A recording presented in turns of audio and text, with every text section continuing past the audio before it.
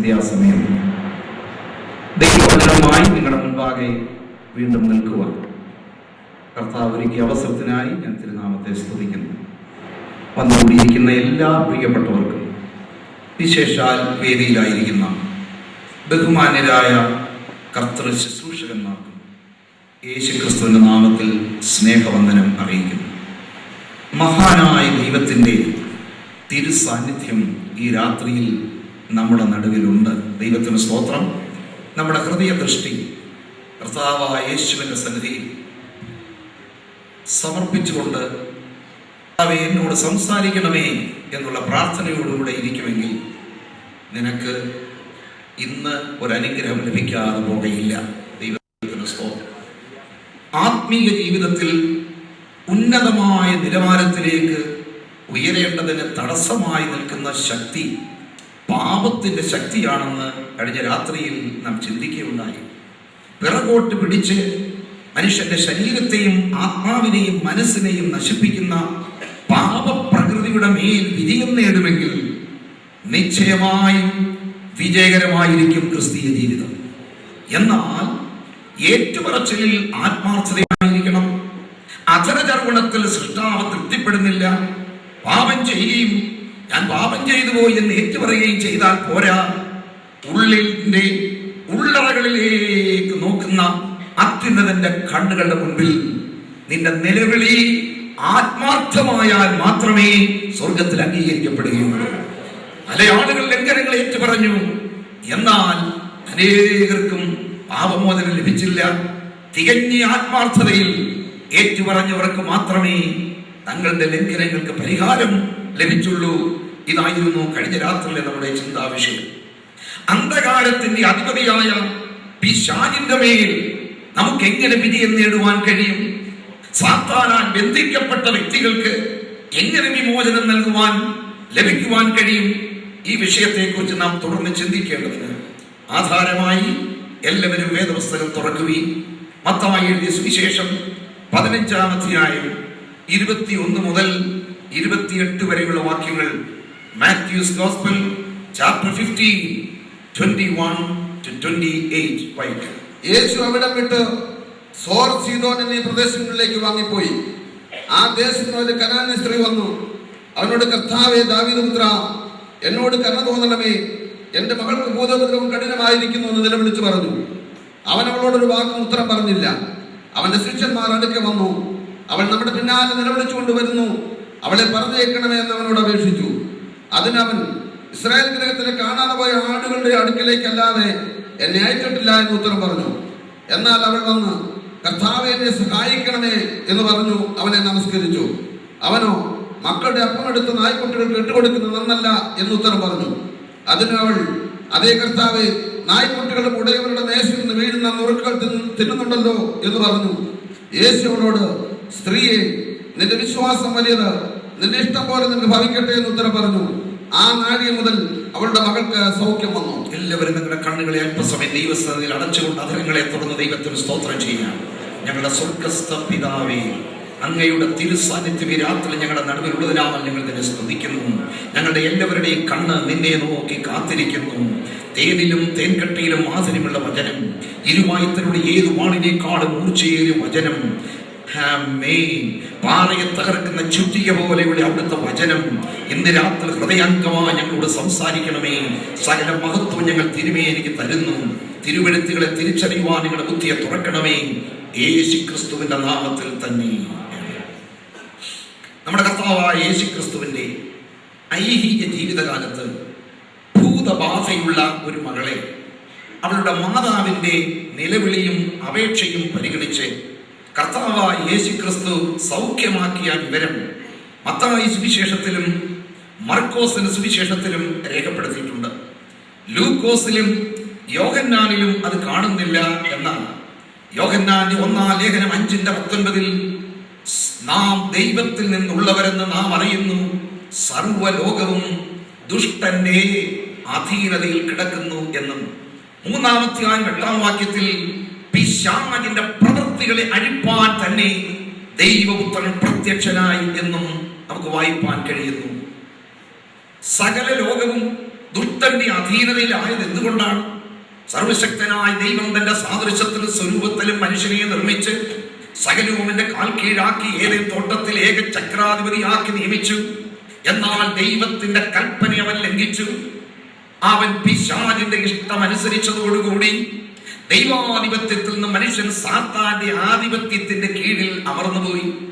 ആയതുകൊണ്ട് കോരിന്ത്യർക്കെഴുതിയ 2-ാം ലേഖനം 4-ാം അധ്യായത്തിന്റെ 4-ാം വാക്യത്തിൽ പൗലോസ് പറയുന്നു, ദൈവപ്രതിമയായ ക്രിസ്തുവിന്റെ തേജസ്സുള്ള സുവിശേഷത്തിന്റെ പ്രകാശനം ശോഭിക്കാതിരിക്കാൻ ഈ ലോകത്തിന്റെ ദൈവം അവിശ്വാസികളുടെ മനസ്സ് കുരുടാക്കി.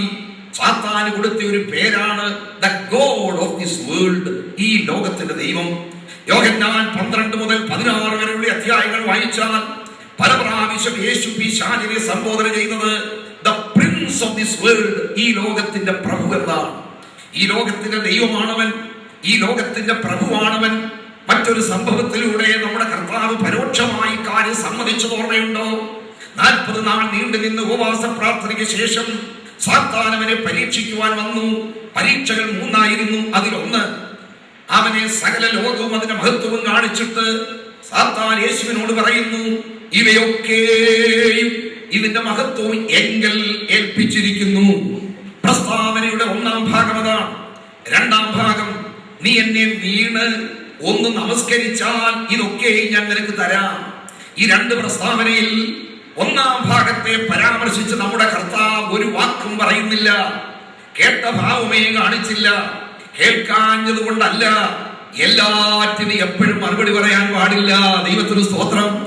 ആമേൻ. നിർത്താതെ സംസാരിക്കുന്നതിലല്ല, സംസാരിക്കേണ്ടത് സംസാരിക്കുന്നതിലാണ് ജീവിതത്തിന്റെ വിജയം. 2-ാം ഭാഗത്തെ ഖണ്ഡിച്ചു. നമസ്കാരം, ആരാധന എന്ന വിഷയത്തിൽ വിട്ടുവീഴ്ചയില്ല. നിന്റെ ദൈവമായ കർത്താവിനെ നമസ്കരിച്ച് അവനെ മാത്രമേ ആരാധിക്കാവൂ. ആരാധനയുടെ അടിസ്ഥാനം തെറ്റിയതാണ്. ലോകത്തിന്റെ സകല ശാപങ്ങൾക്ക് കാരണമെങ്കിൽ സകല മഹത്വത്തിനും പുകഴ്ചയ്ക്ക് യോഗ്യനായ ദൈവം തന്നെ ഇന്നും സ്തുതിക്കപ്പെടുമാറാകട്ടെ.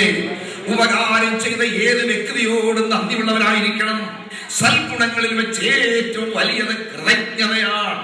ദുർഗുണങ്ങളിൽ വെച്ച് ഏറ്റവും വലിയത് കൃതജ്ഞതയാണ്, നന്ദികേടാണ്. എങ്കിൽ നമ്മുടെ ദൈവമായ യഹോവയെ എല്ലായ്പ്പോഴും നന്ദിയോടെ സ്തോത്രം ചെയ്യുവാൻ നമുക്ക് കടപ്പാടുണ്ട്. നിന്റെ എല്ലാ വഴികളിലും നിന്നെ കാക്കേണ്ടതിന് അവൻ നിന്നെ കുറിച്ച് തന്റെ ദൂതന്മാരോട് കൽപ്പിക്കും. നിന്റെ കാല് കല്ലിൽ തട്ടിപ്പോകാതിരിക്കത്തവണ്ണം അവർ നിന്നെ കൈകളിൽ വഹിച്ചുകൊള്ളും. എന്നാൽ ഒരു യാത്ര പോകുമ്പോഴും ദൂതനെ ഞങ്ങളെ സഹായിക്കണമേ, ദൂതനെ ഞങ്ങളെ സഹായിച്ചതുകൊണ്ട് സ്തോത്രമെന്ന് നീ ദൂതനെ നമസ്കരിക്കരുത്. ദൂതനെ കാവലാക്കിയ ദൈവത്തെ നമസ്കരിക്കണം. Praise the Lord. ശിശുവിനെ അമ്മയായ മറിയോട് കൂടെ വിദ്വാൻമാര് കണ്ടു. പൊന്നുപൂര് കുന്തിരിക്കം അവർക്കല്ല കാഴ്ചവെച്ചത്, അവനാണ് കാഴ്ചവെച്ചത്. വീണ് അവരെയല്ല നമസ്കരിച്ചത്, അവനെയാണ് നമസ്കരിച്ചതെങ്കിൽ അമ്മയും മോനും ഒറ്റക്കിടക്കയിൽ ഒറ്റപ്പായി ഒരുമിച്ച് കിടന്നാലും ആരാധനയ്ക്ക് യോഗ്യന മകൻ മാത്രമാണ്.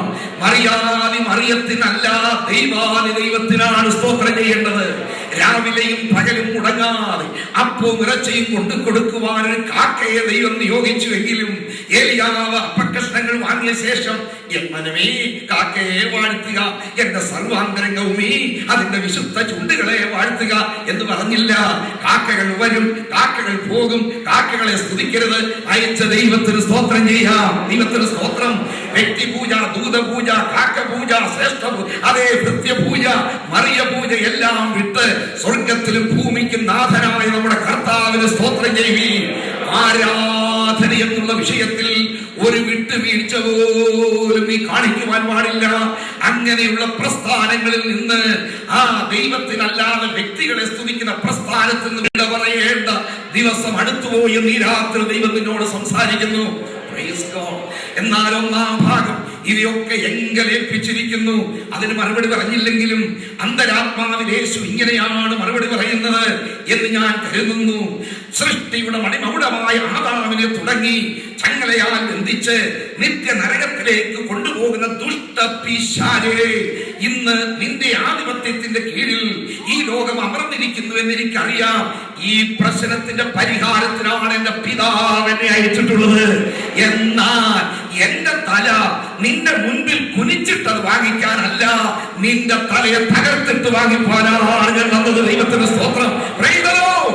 ആകയാൽ ഉൽപ്പത്തി 3:15 പ്രവചനം, the seed of the woman shall bruise the head of the serpent. സ്ത്രീയുടെ സന്തതിയായവൻ സർപ്പത്തിന്റെ തല തകർക്കും. നിവർത്തിയോ? കൊലോസ്യർ 2:15 അവൻ വാഴ്ചകളെയും അധികാരങ്ങളെയും ആയുധവർഗം വേപ്പിച്ചു, ക്രൂശിൽ അവരുടെ മേൽ ജയോത്സവം കൊണ്ടാടി. യേശുവിന്റെ മരണം പരാജയമല്ല, അത് വിജയത്തിന്റെ ഉത്സവമായിരുന്നു. പ്രസ്ഥാനങ്ങളുടെ നേതാക്കളുടെ മരണം പ്രസ്ഥാനങ്ങൾക്ക് നഷ്ടമാണ് വരുത്താറുള്ളത്. ഗാന്ധിജിയുടെ മരണം ഇന്ത്യക്ക് നഷ്ടമായെങ്കിൽ, ഗുരു നാനാക്കിന്റെ മരണം സിഖ് മതത്തിന് നഷ്ടമായെങ്കിൽ, ജൈനന്റെ മരണം ജൈന മതത്തിന് നഷ്ടമായിരുന്നു. എന്നാൽ ബുദ്ധന്റെ മരണം ബുദ്ധമതത്തിന് നഷ്ടമായിരുന്നു. എന്നാൽ നമ്മുടെ കർത്താവായ യേശുവിന്റെ മരണം നമുക്ക് ജയോത്സവമാണ്. അന്ധകാരത്തിന്റെ അധിപതിയായ സാത്താന്റെ തലയെ തകർത്ത് അവനെ അതേ തമാശയാക്കി വിരൂപമാക്കി നമ്മുടെ കർത്താവ് ക്രൂശിൽ വിജയിച്ചതിനാൽ വിശ്വസിക്കുന്നവരുടെ നിത്യ മരണം മാറി കിട്ടിയിരിക്കുന്നു. അവർക്ക് നിത്യ ജീവനുണ്ട്. തകർക്കുന്ന രാജരാജൻ നമുക്ക് മുൻപിലുള്ളതിനാൽ നമുക്ക് ജയം ജയം ഹല്ലേലൂയ ഈ രാത്രി നമുക്ക് പറയുവാൻ കഴിയും. പ്രിയ ദൈവജനമേ, ആകയാലാണ് അപ്പോൾ യേശു മറുപടി പറയാതിരുന്നത്. സമസ്ത ലോകവും ദുഷ്ടന്റെ അധീനതയിൽ കിടക്കുന്നു, എന്നാൽ അവന്റെ പ്രത്യേക ആധിപത്യമുള്ള സ്ഥലങ്ങളുണ്ട്. ചില പട്ടണങ്ങൾ, ചില ഭവനങ്ങൾ, ചില വ്യക്തികൾ അവന്റെ ആധിപത്യത്തിന് കീഴിലാണ്. ഓർക്കുന്നുണ്ടോ? വെളിപ്പാടിൽ 7 സഭകൾക്ക് ദൂതിലൊന്നായി പെർഗമോ സഭയോട് പറയുന്നു, നീ എവിടെ പാർക്കുന്നുവെന്നും അത് സാത്താന്റെ സിംഹാസനമുള്ള സ്ഥലമെന്നും ഞാൻ അറിയുന്നു. ചില വ്യക്തി പ്രത്യേക സ്ഥാനങ്ങളിൽ അവന്റെ പ്രത്യേകമായ ആധിപത്യമുണ്ട്. ചില കുടുംബങ്ങളിൽ അതുണ്ട്, ചില വ്യക്തികളിൽ ഉണ്ട്. ദുഷ്ടാത്മാവിന്റെ പോരെ.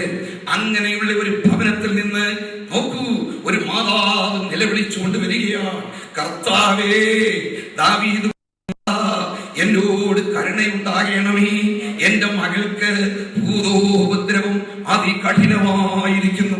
ഈ നിലവിളി കുറച്ചു നേരം കൊണ്ട് തുടരുന്നെങ്കിലും ഇത് കേട്ട ഭാവമേ കാണിക്കാതെ യേശുവിൻ ശിഷ്യന്മാരും സോർ സീദോൻ പ്രദേശങ്ങളിലൂടെ ഇതാ യാത്ര ചെയ്യുന്നു.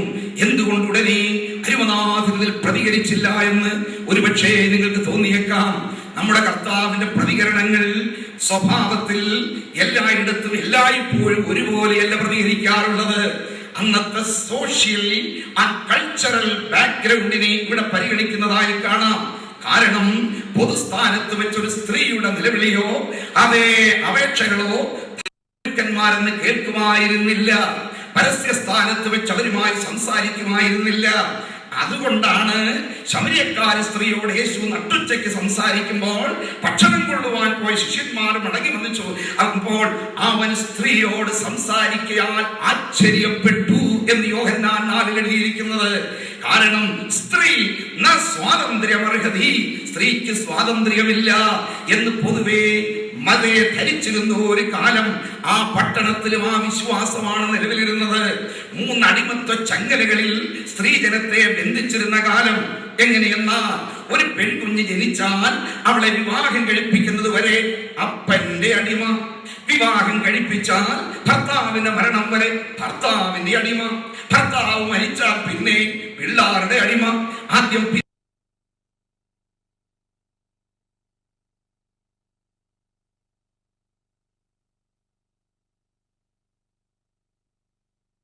നമുക്ക് നൽകിയ പ്രകാശത്തിനായി ഞാൻ ദൈവത്തിന് സ്തോത്രം ചെയ്യുന്നു. ആമേൻ. എങ്കിലും ഇതിന്റെ കാറ്റ് ഇന്നും അതേ ധാർമ്മിക ലോകത്തിൽ, മതലോകത്തിൽ പലയിടങ്ങളിലും വീശുന്നുണ്ട്. അതുകൊണ്ടാണ് ഒരു കുഞ്ഞ് ജനിച്ചാൽ ഉടൻ നമുക്കറിയാനുള്ള കൗതുകമെന്ന, എന്ത് കുട്ടി പ്രസവിച്ചെന്ന് കേട്ടാൽ എന്ത് കുട്ടി ചോദിക്കും. ആദ്യം ചോദ്യേ കുഞ്ഞ് നല്ല സുഖമായിരിക്കുന്നു, നോർമലാണോ സിസേറിയനാണോ, വീട്ടിലാണോ ഹോസ്പിറ്റലിലാണോ, എന്തോ വെയിറ്റ് ഉണ്ട്, അപ്പനെ പോലാണോ അമ്മയെ പോലാണോ, ഇതൊക്കെ പിന്നെ ചോദിക്കാറുള്ളൂ. ആദ്യം അറിയണം എന്ത് കുട്ടി. തമിഴ്നാട്ടിലാണെങ്കിൽ ആൺകുളന്ത, ആൺകുട്ടി എന്ന് കേട്ടാൽ അവർ പറയും കർത്തരിക്കും മഹിമൈ. പെൺകുട്ടി എന്ന് കേട്ടാൽ ആണ്ടവരുടെ ചിത്തം എന്ന് പറയും. അറിയാമോ എന്ന് പറഞ്ഞാൽ പെൺകുഞ്ഞാണെങ്കിൽ ദൈവമേ നിന്റെ നാമം വിശുദ്ധീകരിക്കപ്പെടണമേ. ആൺകുഞ്ഞാണെങ്കിൽ ദൈവമേ നിന്റെ നാമം വിശുദ്ധീകരിക്കപ്പെടണമേ. പെൺകുഞ്ഞാണെങ്കിൽ നിന്റെ ഇഷ്ടം സ്വർഗത്തിലെ പോലെ ഭൂമിയിലും ആകണമേ എന്ന് പറഞ്ഞാൽ രണ്ടും നമ്മുടെ കർത്താവ് പഠിപ്പിച്ച പ്രാർത്ഥനയാണ്. ഈ വിധത്തിലുള്ള ചിന്താഗതി നിലവിലുന്ന കാലം ഒരു സ്ത്രീയാണ് നിലവിളിക്കുന്നത്. രണ്ടോ, ഇവളൊരു പുറജാതി സ്ത്രീയാണ്. യഹൂദനെ ദൃഷ്ടിയിൽ പുറജാതികളെ ഏറ്റവും തുച്ഛമായി നികൃഷ്ടമായി കരുതിയ കാലം. കാരണം ആദാമ്യ വർഗമാകുന്ന മാനവ മഹാസാഗരം പാപത്തിൽ നിവദിച്ചപ്പോൾ ഇസ്രയേൽ എന്ന ഒരു ചെറിയ തോടിനെ ദൈവം വേർതിരിക്കുകയായിരുന്നു. എന്തിന്? ലോകരക്ഷിതാവായ മശിഹയെ കാലത്തിന്റെ തീയവെങ്കിൽ ലോകത്തിൽ കൊണ്ടുവരണം. 2, ദൈവത്തിന്റെ ചട്ടങ്ങളും കൽപ്പനകളും എഴുതി സൂക്ഷിക്കണം. 3, വിഗ്രഹാരാധനയുടെ ലോകത്തിൽ സത്യാരാധന നിലനിർത്തണം. 4, ദൈവത്തിന് സാക്ഷികളാകണം. ഈ ഉദ്ദേശത്തോടുകൂടി ദൈവം തെരഞ്ഞെടുത്ത യഹൂദൻ ഒരു ശ്രേഷ്ഠ ജാതിയാണ്. ഓർമ്മയുണ്ടോ ആവർത്തനത്തിലൊരു വാക്യം? നമ്മുടെ ദൈവമായ കർത്താവിനെ നാം വിളിച്ചപേക്ഷിക്കുമ്പോഴൊക്കെയും അവൻ ഉത്തരമരുളുന്ന ഇത്ര ശ്രേഷ്ഠ ജാതി ഏതുള്ളൂ. ആമേൻ. അവർ ശ്രേഷ്ഠ ജാതിയാകയാൽ പുറജാതി ലോകത്തെ വളരെ നികൃഷ്ടമായി വീക്ഷിച്ചിരുന്നു.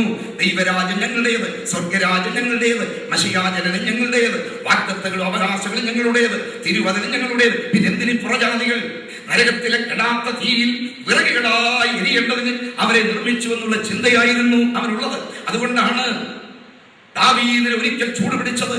ഈ അഗ്രഗണ്യായ ഫെലിസ്ത്യനോ ദൈവജനത്തെ നിന്ദിക്കുന്നത് അവന്റെ രക്തം ചൂടായി ഇവനെ വകവരുത്തിയിട്ടേ കാര്യമുള്ളൂ. ഈ അഗ്രഗണ്യായ ഫെലിസ്ത്യൻ ദൈവജനത്തിനെതിരെ നിൽക്കുന്നുവോ? ഈ വിധത്തിൽ ഏറ്റവും നികൃഷ്ടമായി പുറജാതിയെ കരുതിയിരുന്ന ഒരു കാലം. എന്നാൽ അത്യുന്നതന്റെ അന്തരംഗത്തിലുണ്ടായിരുന്നു ജാതികൾക്കും ക്രിസ്തുവേശുവിൽ കൂട്ടവകാശികളായി തീരാം. അങ്ങനെ വന്നവർക്കായി ഞാൻ ദൈവത്തിന് സ്തോത്രം ചെയ്യുന്നു. ഇങ്ങനെ ഒരു സ്ത്രീയാണവൾ. 2, ഒരു പുറജാതിക്കാരിയാണവൾ. ഇനി 3ാമത്തെ നെഗറ്റീവ് പോയിന്റ്, നിഷേധാത്മകമായ കാര്യം, ഭൂതബാധയുള്ള ഒരു വീട്ടിൽ നിന്ന് വരുന്നു. അസുഖങ്ങളെ പോലെയല്ല ഇത്. ഒരു പനിയോ തലവേദനയോ അതേ വയറ്റ് വേദനയോ പോലെയല്ല. ദുഷ്ടാത്മാവിന്റെ അധിവേശമുള്ള ഒരു വീട്ടിൽ ആരും ചെല്ലാൻ ഇഷ്ടപ്പെടുന്നില്ല. ആ വ്യക്തിയോട് സഹകരിപ്പാൻ ആരും ഇഷ്ടപ്പെടുന്നില്ല.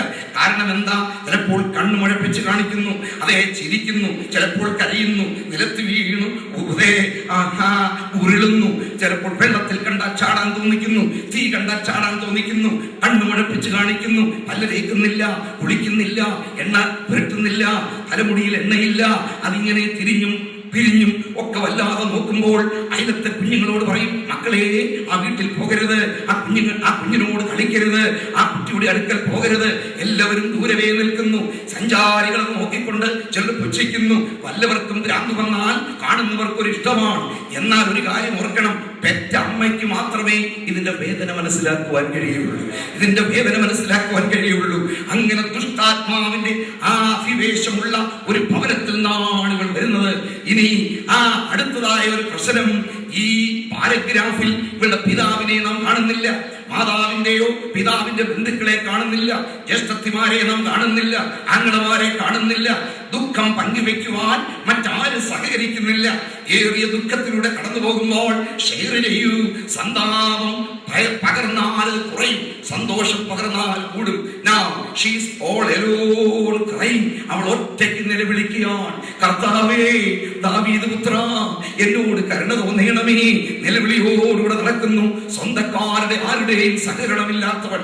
ഇനി അടുത്ത പ്രശ്നമോ, ശിഷ്യന്മാരുടെ മനോഭാവം, ആറ്റിറ്റ്യൂഡ് ഓഫ് ദി ഡിസൈപ്പിൾസ്. കർത്താവേ, അവളുടെ കുഞ്ഞിനെ സൗഖ്യമാക്കണമേ എന്നല്ല അവർ പറയുന്നത്. കർത്താവേ, അവളുടെ പ്രശ്നം പരിഹരിക്കണമേ എന്നല്ല. ലോർഡ് സെൻഡ് ഹർ അവേ, അവളെ പറഞ്ഞയക്കണമേ. പ്രശ്നം പരിഹരിച്ചാലും ഇല്ലെങ്കിലും, പിന്നെ അവളുടെ കുഞ്ഞിന് സൗഖ്യം വന്നാലും ഇല്ലെങ്കിലും, നമ്മൾ 10-12 പേര് അല്ല, അല്ലെങ്കിൽ 10-13 പേര് യഹൂദ കുലത്തിൽ, ഉന്നത കുലത്തിൽ ജനിച്ചവരൊക്കെ ഈ റോഡിൽ കൂടെ ഡീസന്റായി നടക്കുമ്പോൾ പുറജാതിക്കാരത്തിയായി ഒരുത്തി നമ്മുടെ പുറകെ വരുന്ന നമ്മുടെ ഡീസൻസിക്ക് കുറവാണ്. അതുകൊണ്ട് പ്ലീസ് സെൻഡ് ഹർ അവേ. സഹാനുഭൂതിയില്ലാത്ത ശിഷ്യവൃന്ദം അങ്ങനെ പോവുകയാണ്. ഈ കടമ്പകളെല്ലാം കടന്നാണ് ഇവൾ വരുന്നത്. മനസ്സിലാക്കണം. 1ാമത്തെ പ്രശ്നം ഒരു സ്ത്രീയായി ജനിച്ചവൾ, 2ാം പ്രശ്നം പുറജാതിയിൽ ജനിച്ചവൾ, 3ാം പ്രശ്നം ഭൂതബാധയുള്ള ഭവനത്തിൽ നിന്ന് വരുന്നവൾ, 4ാമത്തെ പ്രശ്നം സ്വന്തക്കാരുടെ സഹകരണമില്ലാത്തവർ, 5ാമത്തെ പ്രശ്നം ശിഷ്യന്മാരുടെ സഹതാപം അറിയിക്കാത്തവൾ. ഇനി 6ാമത്തെ പ്രശ്നം, യേശുവോ അവളോട് ഒരു വാക്കുപോലും ഉത്തരം പറയുന്നില്ല. ഇതെന്താണ് ഗുരു? ഈ പ്രകൃതി അല്ലല്ലോ എല്ലായ്പ്പോഴും ഉള്ളത്. ആവശ്യ സ്ഥാനത്ത് ഓടിയെത്തുന്ന യേശു, ആരും വിളിക്കാതെ തന്നെ അറിഞ്ഞെത്തുന്ന യേശു, ചിലപ്പോൾ അതെ ഒന്ന് തൊട്ടാൽ ഉടനെ സൗഖ്യം കൊടുക്കുന്ന യേശു ഈ സ്ത്രീയുടെ നിലവിളിയിൽ എന്തുകൊണ്ട് മൗനമായിരുന്നു? മറ്റൊരു സംഭവം ലൂക്കോസ് വിവരിക്കുന്നു.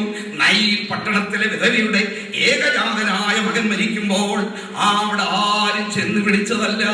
അവൻ ഇരിക്കുന്ന സ്ഥാനത്ത് നിന്ന് എഴുന്നേറ്റ് നൈൽ പട്ടണത്തിലേക്ക് യാത്രയായി. പട്ടണത്തിലെ വലിയൊരു പുരുഷാരം അത് കർത്താവിനോടുകൂടെ പോവുകയാണ്. വലിയ പുരുഷാരം എങ്ങോട്ടാ? നൈൽ പട്ടണത്തെ ലക്ഷ്യമാക്കി പോകുന്നു. അപ്പോൾ പട്ടണത്തിന്റെ അകത്ത് നിന്നിതാ വരുന്നു വലിയൊരു പുരുഷാരം. ഒരേ ഒരു മകൻ, വിധവയായ ഒരു സ്ത്രീ, ഏകജാതന്റെ മരണത്തിൽ സഹകരിക്കാൻ നാട്ടുകാരെല്ലാവരും വന്നു. അയ്യോ, ഇവൾക്ക് ഗതി വന്നുപോയല്ലോ, ഇവൾക്ക് സംഭവിച്ചല്ലോ, ഇനി അവിടെ കയറി ചെയ്യാൻ ആര്? അതും നവയൗവന പ്രായത്തിൽ കണ്ണു നോക്കി നട്ടുന്ന ഈ ചെറുപ്പക്കാരന്റെ മരണത്തിൽ സഹകരിക്കുന്ന വലിയൊരു പുരുഷാരം ഇങ്ങനെ നടന്നടുക്കുകയാണ്. വാക്കും ഭാഷണവും കൂടാതെ ആ ശവം തന്നെ ലോകത്തെ അറിയിക്കുന്ന ഒരു യാഥാർത്ഥ്യമുണ്ട്. ഞാനാണ് മരണം, ഞാനാണ് മരണം. ഇന്ന് ഞാൻ, നാളെ നീ. ചെറിയവനെന്നോ വലിയവനെന്നോ, ചെറുപ്പക്കാരിയെന്നോ ചെറുപ്പക്കാരനെന്നോ, യുവാവെന്നോ യുവതിയെന്നോ ഞാൻ നോക്കുകയില്ല. മറ്റു മക്കളുണ്ടോ എന്ന് ഞാൻ നോക്കുകയില്ല. വിധവയെന്നോ വിധവയുടെ മകനെന്നോ ഞാൻ നോക്കുകയില്ല. ഞാനാണ് മരണം. എല്ലാം അസ്തമിച്ചു, എല്ലാം അസ്തമിച്ചു. ഇനി ഒരാശയ്ക്കും വകയില്ല. മരണം മരണം ഇങ്ങനെ പറഞ്ഞുകൊണ്ട് വരുമ്പോൾ എതിരേ വരുന്നത് ഒരു വലിയ പുരുഷാരം. അതിന്റെ മുൻപിൽ നിൽക്കുന്നത് നമ്മുടെ വാഴ്ത്തപ്പെട്ട കർത്താവാണ്. അവൻ എന്ത് പറയുന്നു? ഞാനാണ് ജീവൻ, ഞാനാണ് പുനരുത്ഥാനം. എന്നിൽ വിശ്വസിക്കുന്നവൻ മരിച്ചാലും ജീവിക്കൂ.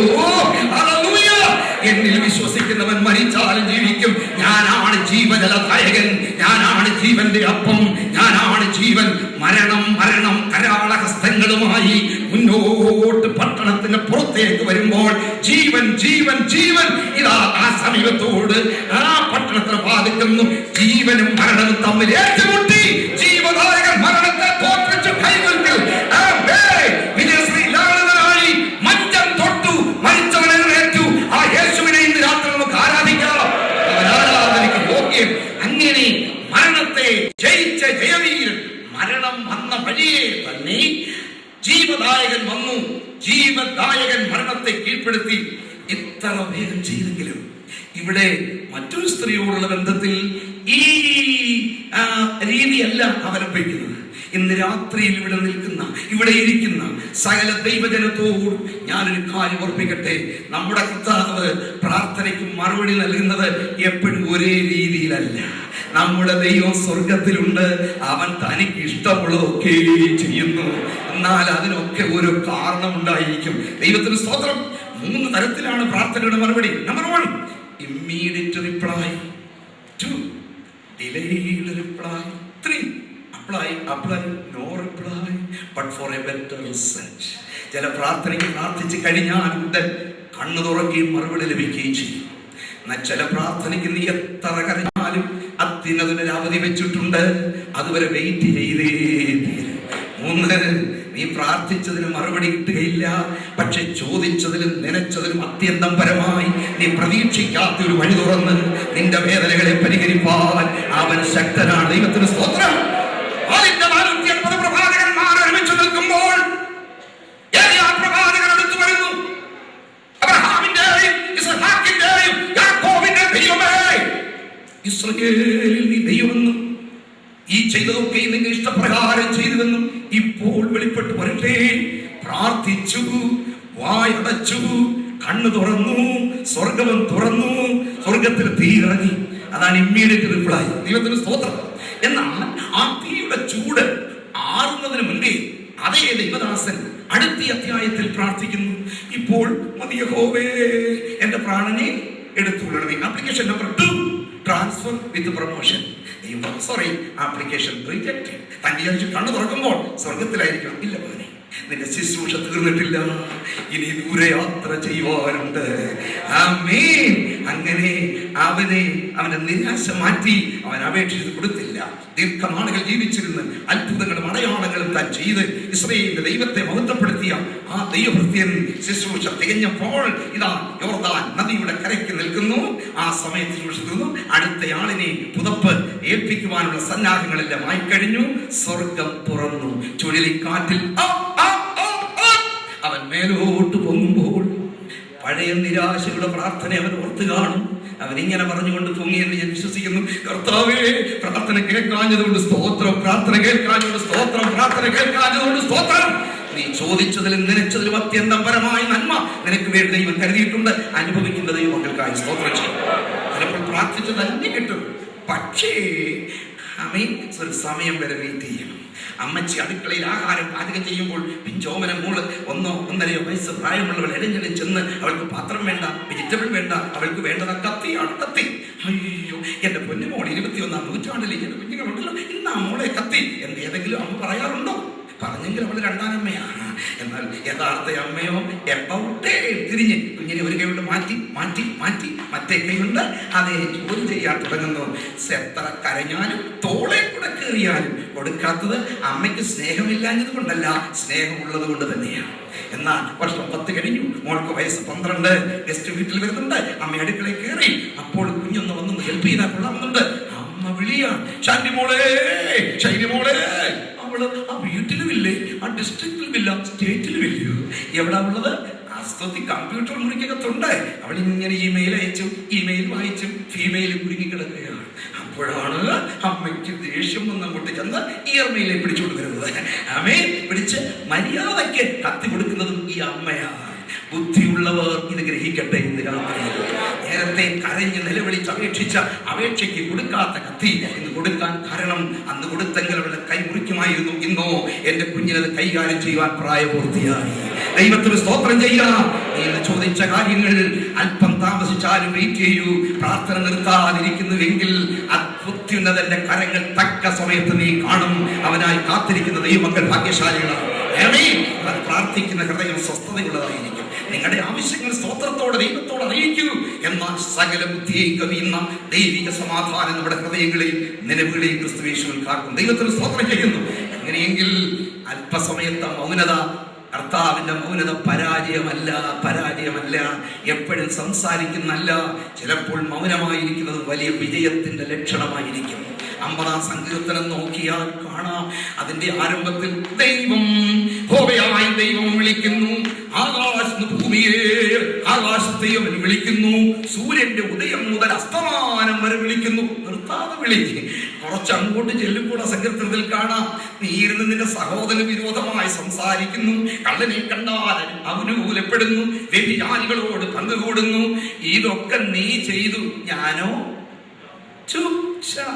എന്ന് ഞങ്ങൾ പറയും, മിണ്ടാതെ ഇരുന്നു. അപ്പൊ നീ വിചാരിച്ചു എന്റെ കർത്താവിന് വലിയ ഇഷ്ടമാണ്. എന്നാൽ ഒടുവിൽ ഞാൻ നിന്നെ ശാസിച്ച് നിന്റെ കണ്ണിന് മുൻപിൽ അവയെ നിരത്തി വയ്ക്കും. ദൈവത്തെ മറക്കുന്നവരെ ഇതോർത്തുകൊള്ളീ, നിങ്ങളെ കീറിക്കളയും, വിടുവിപ്പാൻ ആരും ഉണ്ടായിരിക്കയില്ല. ദൈവത്തിന്റെ മൗനത ദുഷ്ടതയ്ക്ക് മറയാക്കരുത് സ്നേഹിതരെ. അവൻ മുഴുവനും കാണുന്നു. ഒരു ദിവസം അവന്റെ മുൻപിൽ നിന്റെ തൊലി ഉരുക്കി വന്ന് ഈ രാത്രി ദൈവാത്മാവ് നിന്നോട് സംസാരിക്കുന്നു. ദൈവത്തിന് സ്തോത്രമുണ്ടാകട്ടെ. ആ മൗനത വലിയ വിജയത്തിലേക്ക് നടത്തും. നമ്മുടെ കർത്താവായ യേശു നിർത്താതെ പ്രസംഗിച്ചവൻ. മത്തായി 5:6-7 non stop preaching sermon on the mount. John 14-16 അതെ, വളരെ നീണ്ട പ്രസംഗം, നിർത്താതെ പ്രസംഗിക്കും. ചിലപ്പോൾ ഉള്ളിൽ കത്തിക്കുന്ന വചനങ്ങൾ, ശുദ്ധീകരിക്കുന്ന വചനങ്ങൾ, ഓരോ ചോദ്യം ചോദിച്ചാൽ ഒരു മനുഷ്യന് ഉത്തരം പറയാത്ത ആധികാരമായ വചനങ്ങൾ, നിർത്താതെ സംസാരിക്കാൻ കഴിവുള്ളവൻ. പീലാത്തോസിന് മുൻപിൽ, എതിരാളികളുടെ മുൻപിൽ ഒരക്ഷരം പോലും മിണ്ടാതെ, രോമം കത്തിരിക്കുന്നവരുടെ മുൻപിൽ മിണ്ടാതെ നിന്ന കുഞ്ഞാട്, നീ ഒരു ഉത്തരവും പറയുന്നില്ലയോ? സംസാരിക്കാൻ നമ്മുടെ കർത്താവിനറിയാം, ചില സമയത്ത് മിണ്ടാതിരിക്കാനും അറിയാം. ആ മൗനത പരാജയമല്ല, ഒരു വലിയ വിജയത്തിന്റെ നാന്ദിയാണെങ്കിൽ ദൈവത്തിന് സ്തോത്രം. നിർത്താതെ സംസാരിക്കുന്നതിനല്ല, മൗനമായിരിക്കുന്നത് ഏറ്റവും ഉത്തമമാണ്. അത് എത്ര പേർക്ക് മനസ്സിലായി എനിക്ക് അറിഞ്ഞോടാ. ഭാര്യാഭർത്താക്കന്മാർ തമ്മിൽ വലിയ കലഹമുണ്ടായ സന്ദർഭത്തിലും ഇതൊന്ന് പരീക്ഷിക്കുന്നത് നല്ലതാണ്. ഒരു നിലയിലും പരിഹരിക്കാൻ കഴിയാതെ എപ്പോഴും കലഹമുള്ള ദമ്പതികൾ ഒരിക്കലും ദൈവദാസന്റെ അടുക്കൽ ചെന്ന ആ ഒരു ചരിത്രം ഞാൻ കേട്ടിട്ടുണ്ട്. വളരെ ഇനി ഇത് ഞങ്ങൾക്ക് മോചിപ്പിച്ചു തരണം എന്ന് അപേക്ഷിച്ചപ്പോൾ എനിക്ക് ഇയാളുടെ കൂടെ ജീവിക്കാൻ വയ്യ. കർത്തൃദാസൻ പറഞ്ഞു, ഒരു മരുന്ന് തരാം, അതൊന്ന് ഉപയോഗിച്ചിട്ട് വരിക. ഒരു ലിക്വിഡ് ആയിട്ടുള്ള മരുന്ന് കൊടുത്തയച്ചു. 3 ദിവസം ഇതെന്ത് ചെയ്യണം? ഭർത്താവ് ദേഷ്യപ്പെട്ട് ചീത്ത പറഞ്ഞു വരുമ്പോൾ 2 ടീസ്പൂൺ വായിലൊഴിക്കണം. അരമണിക്കൂറത്തേക്ക് നീ ഇറക്കരുത്, തുപ്പരുത്. അങ്ങനെ 3 ദിവസം പരീക്ഷിക്കാൻ പറഞ്ഞു. അവൾ പോയി. അത് നിന്നെ വിശ്വാസത്തോടെ നിന്ന് അതീയ ദേഷ്യത്തോടെ ഭർത്താവ് വരുമ്പോൾ ഇതങ്ങോട്ട് ഒഴിച്ചു. അരമണിക്കൂറത്തേക്ക് ഇറക്കാനും വയ്യ, തുപ്പാനും വയ്യ, ഇവൻ പറയുന്നതിന് മറുപടി പറയാനും വയ്യ. ഒരു മറുപടിയും കിട്ടാതിരുന്നപ്പോൾ അവനൊക്കെ ശമിച്ചു. പിന്നെ അവിടെ കലഹമില്ല. വന്ന് ചോദിച്ചു, ദൈവദാസാ ഇതെവിടെ കിട്ടും ഈ മരുന്ന്? ആ കർത്തൃദാസൻ പറഞ്ഞു, മോളെ ഏതോ സാദാ പാനി ഹേ Beti, തുമാരെ kitchen K pipe may മിലേഗാ. ഇത് വെറും വെള്ളമാണ്. അത് നിന്റെ കിച്ചണിൽ തന്നെ കിട്ടുമെങ്കിൽ ഈ മരുന്ന് ഭർത്താക്കന്മാർക്കും കൊള്ളാം. മനസ്സിലായോ? വലിയ ദേഷ്യപ്പെട്ട് ഭാര്യ സംസാരിക്കുമ്പോൾ മിണ്ടാതിരുന്ന് ഞാൻ ഭർത്താവ് എന്നറിഞ്ഞുകൊള്ളുവീൻ എന്ന് പറഞ്ഞുകൊണ്ട് അല്പസമയം മൗനമായിരുന്നാൽ മൗനത വിജയത്തിലേക്ക് വരും. ദൈവത്തിന് സ്തോത്രം. ദൈവത്തിന് സംസാരിക്കാൻ അറിയാം, ദൈവത്തിന് മൗനമായിരിക്കാൻ അറിയാം. യേശുവിന് സംസാരിക്കാൻ അറിയാം, യേശുവിന് മൗനമായിരിക്കാൻ അറിയാം. ഇവിടെയും വളരെ പെട്ടെന്ന് പ്രതികരിക്കുന്നില്ല. വളരെ നേരത്തെ മൗനത ഒടുവിൽ വലിയ വിജയത്തിൽ അവസാനിക്കുകയാണ്. ദൈവത്തിന് സ്തോത്രം. നിർത്താതെ സംസാരിച്ച യോസേഫിന്റെ സഹോദരന്മാരെ നിങ്ങൾക്ക് ഓർമ്മയുണ്ടോ? ഞങ്ങൾ ഇത്ര പേരായിരുന്നു, 10-12 പേരായിരുന്നു, ഇപ്പോൾ ഒരുത്തനില്ല എന്ന് പറഞ്ഞുകൊണ്ട് അവന്റെ മുന്നിൽ നിൽക്കും. നിർത്തട എന്നൊന്നും യോസേഫ് പറയുന്നില്ല. എല്ലാവരും സംസാരിച്ച ശേഷം അവൻ പറയുന്നു, ഞാൻ യോസേഫാകുന്നു, ഞാൻ യോസേഫാകുന്നു. ഈ ചരിത്രത്തിലും നമ്മുടെ നല്ല യോസേഫ് പറയുന്നത് ഏറ്റവും ഒടുവിൽ വെളിപ്പെടുത്തി നമ്മുടെ കർത്താവാണ് നല്ല യോസേഫെങ്കിൽ അവന്റെ തിരുനാമത്തെ ഇന്ന് രാത്രി നമുക്ക് വാഴ്ത്താം. സുദീർഘമായ അവന്റെ മൗനത ഒരിക്കലും പരാജയമായിരുന്നില്ല. ഒടുവിൽ അത് വിജയത്തിലേക്ക് എത്തി. ഇനി 7ാമത്തെ പ്രശ്നം എന്താ? ഇവളോടുള്ള പ്രതികരണമാണ്. കർത്താവേ ഇവളെ പറഞ്ഞയക്കണമേ എന്ന് പറയുമ്പോൾ യേശു പറയുന്നു, ഇസ്രായേൽ ഗൃഹത്തിലെ കാണാതെ പോയ ആടുകളുടെ അടുക്കലേക്കല്ലാതെ എന്നെ അയച്ചിട്ടില്ല. അത് ഇവളോട് പറയുകയല്ല, ഇവളെ കുറിച്ച് ശിഷ്യന്മാരോട് പറയുകയാണ്. എന്നാൽ ഇവളെ ഓവർഹിയർ ചെയ്തു. അതിനുശേഷം അവൾ പറയും. അപ്പോൾ അവൾ തന്നെ മറുപടി പറയുന്നു. അപ്പോൾ അവളുടെ പ്രാർത്ഥന ഒന്ന് എഡിറ്റ് ചെയ്തു. ഇസ്രായേൽ ഗ്രഹത്തിലല്ലേ വന്നത്? ഇസ്രായേലിന്റെ രാജാവിന്റെ പേര് വിളിച്ചതാവാം. ആണോ ഇനി എന്റെ തെറ്റ്? അതുകൊണ്ട് ദാവീദ് പുത്ര എന്ന് 2ാമത് വിളിച്ചില്ല. കർത്താവേ എന്നെ സഹായിക്കണമേ, ലോർഡ് ഹെൽപ്പ് മീ. വിശുദ്ധ വേദപുസ്തകത്തിലെ ഏറ്റവും ചെറിയ പ്രാർത്ഥനയാണ്. ദൈവത്തിന് സ്തോത്രം. ലോർഡ് ഹെൽപ്പ് മീ, കർത്താവേ എന്നെ സഹായിക്കണമേ. അതിനാണ് യേശു ആദ്യമായി ഇവളോട് മറുപടി പറയുന്നത്. ആമേൻ. മക്കളുടെ അപ്പം എടുത്ത് നായ്ക്കുട്ടികൾക്ക് ഇട്ടുകൊടുക്കുന്നത് നന്നല്ല. ചുരുക്കി പറഞ്ഞാൽ നായ്ക്കുട്ടികളുടെ കൂട്ടത്തിൽ ഒന്നായി ഇവിടെ വിളിച്ചു. ഏറ്റവും അപമാനിക്കപ്പെടുന്ന ഒരു ശബ്ദമാണതെങ്കിൽ അവിടെയും അവൾ പരാജയപ്പെടുന്നില്ല, അവൾ പിടിച്ചു നിൽക്കുകയാണ്. ദൈവത്തിന് സ്തോത്രം. മനുഷ്യർക്കും ദേഷ്യം വരുമ്പോൾ മൃഗങ്ങളുടെ പേരിലൊക്കെ വിളിക്കുന്നത് സഹജമാണ്. വളരെ ദേഷ്യപ്പെടുന്ന കണക്ക് സാറിനെ ഞങ്ങളുടെ മാത്തമാറ്റിക്സ് ടീച്ചർ ഒരു സിംഹമാണെന്ന് പറയും. എത്ര പഠിച്ചാലും മനസ്സിലാകാത്ത ചില പിള്ളേരെ കഴുത എന്ന് വിളിക്കാറുണ്ട്. ഈ അല്പം കൊച്ചിന് വണ്ണം കൂടി പോയെങ്കിൽ കുട്ടിയാനെ എന്ന് വിളിക്കാറുണ്ട്. ഏത് സമയത്ത് എന്നാലും വഴക്കുണ്ടാക്കുന്നതിനെ സ്വർഗത്തിലെ കട്ടുറുമ്പേ എന്ന് വിളിക്കാറുണ്ട്. നമ്മുടെ കർത്താവിനൊരിക്കൽ ദേഷ്യം വന്നപ്പോൾ ആ കുറുക്കനോട് പോയി പറയാൻ പറഞ്ഞിട്ടുണ്ട്. ഇങ്ങനെ കഴുതയെന്നോ കുറുക്കനെന്നോ സിംഹമെന്നോ ഒക്കെ വിളിച്ചാൽ ഇതിനൊക്കെ ഒരു പരിധി കൊണ്ട്. പക്ഷേ ഈ നായെ വിളിയാണ് എല്ലാവർക്കും വലിയ വിഷമമുള്ളത്. മനസ്സിലായോ? നായെന്ന് വിളിച്ചാൽ പിന്നെ അവളെ നിൽക്കാൻ തോന്നിക്കയില്ല. അതുകൊണ്ട് അതിനൊരു നല്ല ഒരു ഭാവന കഥയുണ്ട്. ഒരു വീട്ടിൽ ഒരു മെലിഞ്ഞ ഒരു നായ ഇങ്ങനെ കിടക്കുക. അപ്പോൾ തടിച്ച നായ വന്ന് ചോദിച്ചു, നിനക്ക് ഇവിടെ നിന്ന് ആഹാരം കിട്ടുന്നില്ലേ? കിട്ടുന്നില്ല. എന്നാൽ നായിന്റെ കൂടെ വാ, നല്ല വെജിറ്റേറിയൻ നോൺ വെജിറ്റേറിയൻ ഒക്കെ തരാം. അപ്പോൾ ആ നായ പറയുന്നു, എന്റെ കുഞ്ഞുങ്ങളോടൊപ്പം താമസിക്കാൻ എന്റെ ആഗ്രഹം. ഇവിടെ കുഞ്ഞുങ്ങൾ അതൊന്നും ഇവിടെ കാണുന്നില്ല. എവിടെ? നീ അല്പം നിൽക്ക്, ഞാൻ കാണിക്കാം. അപ്പോഴാണ് അകത്ത് ഭാര്യ ഭർത്താവോട് വഴക്കുണ്ടാക്കുന്നത്. നായിന്റെ മോളെ എന്ന് ഭർത്താവ് വിളിക്കുക. അപ്പോൾ ഈ നായി പറയുന്നു, എന്റെ മോളെ മരുമോനെ വിട്ടേച്ച് ഞാൻ എങ്ങനെ പോകും? അതുകൊണ്ട് ആഹാരമില്ലെങ്കിലും എനിക്കൊരു പൊസിഷൻ ഉണ്ട്. ഇന്നും അങ്ങനെ ആഗ്രഹിക്കുന്ന അനേക ആളുകളുണ്ടല്ലോ. അങ്ങനെ ആരെങ്കിലും വിളിക്കുന്നവരുണ്ടെങ്കിൽ നിന്റെ അമ്മാവിയപ്പനെയും ബഹുമാനിക്കാൻ നിനക്ക് ഉത്തരവാദിത്വമുണ്ട്.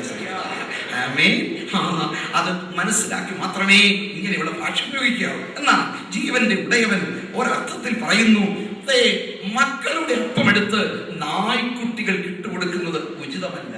6 കടമ്പകൾ കടന്നു, 7ാമത് അവളെ നിരാശപ്പെടുത്താണിത്. ഞാൻ പറഞ്ഞത് ഓർമ്മയുണ്ട്. 1, ഒരു സ്ത്രീയായി പിറന്നവൾ.